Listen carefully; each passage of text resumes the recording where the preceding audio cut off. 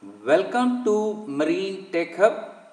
Today I like to thank all my subscribers all over the world for making Marine Tech Hub to the highest level. So if you have membership level 5, you will get all the video links plus full support for 1 year. You can call me from the ship for any troubleshooting. I will be helping you all. So different shipping companies, superintendent, chief engineers, all are calling me for help. So this is my ambition in life. So today I would like to talk about pressure transmitter.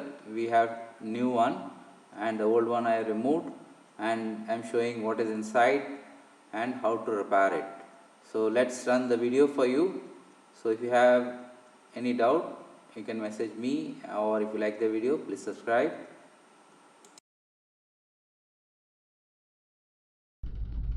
Welcome to Marine Tech Hub. Today I would like to explain about pressure transmitter. You can see this is the pressure transmitter used in our ship. So this is costing around $400 to $500. So this is the one which is new, and this is the one which I have dismantled, which is defective, which I rectified. So the pressure transmitter supply voltage is 12 to 28 volt DC. The output will be 4 to 20 milliamps. Pressure range is from 0 to 0.25 bar. So when the pressure is 0, it should show 4 millibar, and when the pressure is 0.25 bar, it should show 20 millibar.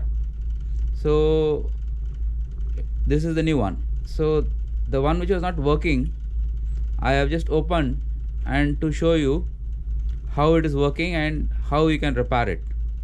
So if you see this pressure transmitter which I have opened, this is, you can see the same piece here, and inside this you have the thin film of piezo resistance sensor is there.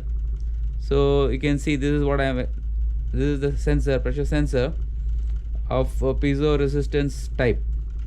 So what is happening is when the pressure is applied here, the resistance changes. So if you see this is mounted onto this like this inside. It will be like this, and when the pressure is applied here, this will apply the pressure on the diaphragm. So I'm just showing you so that how it is assembled is, it is going like this inside.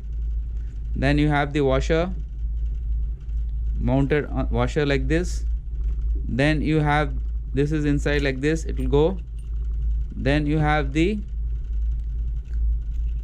tightening the sensor here in place like this. You tighten it. So I've just opened it to show you. So you can always open it, but normally this is not done, but you can do it. So what is happening is then we have a Wheatstone bridge circuit is there, and an amplifier, so which is inside this, which you need to open it. This you can open it. So this will come here like this, and you have the circuit here which is Wheatstone bridge circuit. And you, most of the time what happens is the capacitor, you have the ceramic capacitor here, one here, and we have another two here on this side. These two gets defective. If you change this, it will start working.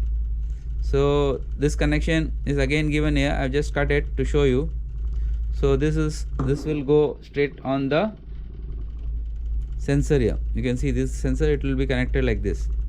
I just opened it, cut and shown. It is working now. So I just want to explain that this will work. So you need to just disconnect it like this and make the connection here. So if you have any doubt regarding the pressure sensor, you can always let me know. So this can be repaired. So you have to open it one side, this side, and change the ceramic resistance capacitor here, ceramic capacitor. Okay, so it will be it's in the pico range. Normally you have the capacitor in the microfarad, so this is the pico range. So you should have a special multimeter to check this. If you have any doubt regarding this, you can always message me. Thank you.